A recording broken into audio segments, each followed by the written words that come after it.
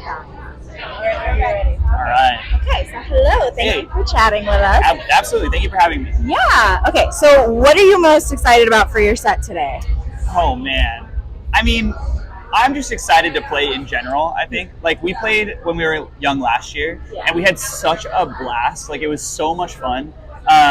There's so many friends who are here today, so many awesome bands, and people who obviously we've known, like, from the scene and whatever for so long. And so it's just like this big, like, group of, like, friends and family that are all just kind of, like, around us all day. And it's just, like, such a good vibe. So I'm just excited to be here, period. Yeah. But I also am, like, really excited to play some of the deeper cuts. We're playing Feel Something, like, in its entirety. So songs that we don't really ever play or, like, haven't played in years we're playing today, which is going to be fun. And hopefully people know them.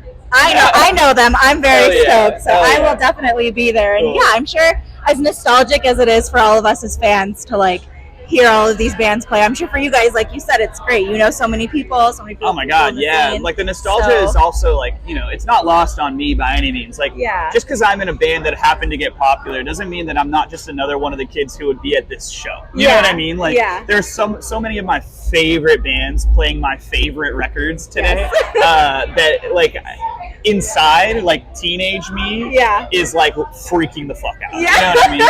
Yeah, definitely. I know, looking at all the set times, I'm like, why didn't you take my personal tastes into account? Straight up. For sure. Okay, that's awesome. Yeah. So like you said, you guys are playing Feel Something. You've come a long way since those days, and so now with Ruckus, what has it been like basically growing and experimenting with your sound and like bringing in different elements and kind of just carving out that space for yourselves within this genre? Yeah, you know, I think that it was obviously like we took some risks, right?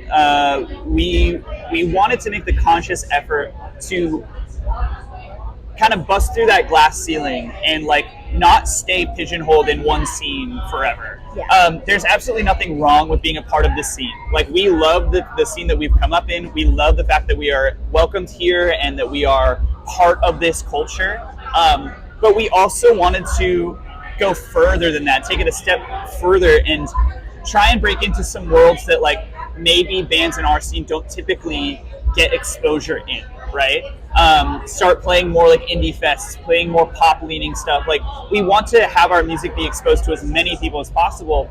And although this scene is huge, it is very niche. You know what I mean? Yeah. And so we wanted to be like, hey, we can take what we've always done and also kind of push it and bring it more into like these other spaces where people can appreciate and acknowledge it. And so we wanted to write a record that like we felt would do that. And it wasn't just for like the sake of, oh, we want to, you know, grow or whatever. We do want to grow. We do want like a career for ourselves. But ultimately, we were just like, we just want the challenge of seeing like how far we can take this, as well as bringing in our personal influences of what we listen to, right? This scene of music we've grown up listening to, it will always be at our cores, at our souls, right? But if I'm being honest with you, as I've gotten older, what I listen to now is wildly different from what I used to listen to. You know what I mean? Definitely. I still love all these bands, but I'm not listening to them on the daily. Yeah. More so now, I'm listening to hip hop. I'm listening to pop music. I'm listening to indie music, and I draw influence from those. We all, as a band, draw influence from those things, and we want to then put that into our music as well, and not just stay an emo band for the sake of people expecting us to be an emo band. You know what I mean? No, I love that. I think it's great. It's really cool. Like I personally love when bands bring in like a ton of different influence. Because I'm the same way. You know, you listen to a lot of different things across genres. Totally. So it's really nice to hear that. I think it's really, really cool that you guys did that. Thank you. It's a great record. Ruckus is a great record. Thank you so much. Yeah. Seriously. Okay, so if you were to play a set of your greatest hits, Movement's greatest hits, what are some songs that would like 100% have to be on it? I mean, fuck.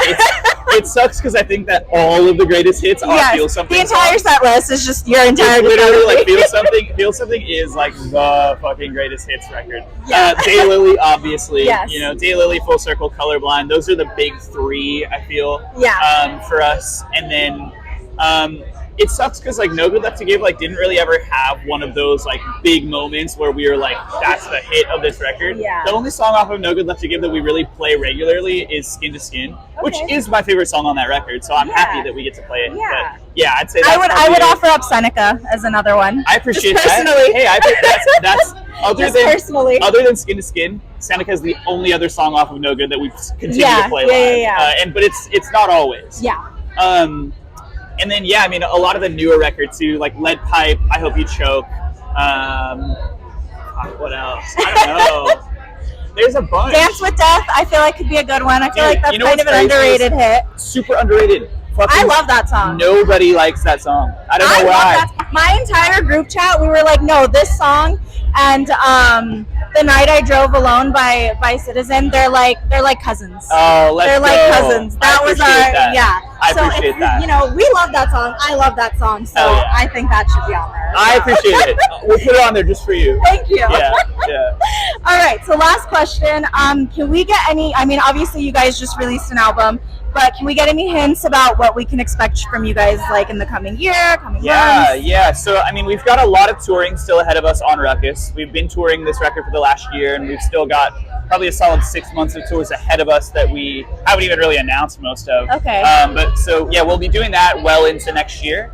And then like summer/fall of next year, we're going to take a little bit of time, get in the studio, start writing some new stuff, and then hopefully have something to put out at some point next year. It might not be a full record, but at least some new music next year that we're really excited to get working on, because we haven't had this much fun being a band. Yeah. Maybe ever. Like Ruckus has been such a fucking wonderful experience for us, and it has really like just energized us and like made us want to continue to like create. So we're all really, really excited and feeling really inspired to get back into the studio and write some stuff. We just haven't had the time to do it. Yeah. So you guys have been busy. Yeah, we've been really, really busy. So once we have the time to do it, we're gonna start working on stuff as soon as we can. We're really stoked. Okay. Well, I know we're stoked for that too. Thank you. So, I appreciate it. Looking forward to it. Well, thank you so much. Yeah, thank you. Thanks for having me. I have one random question. Yeah.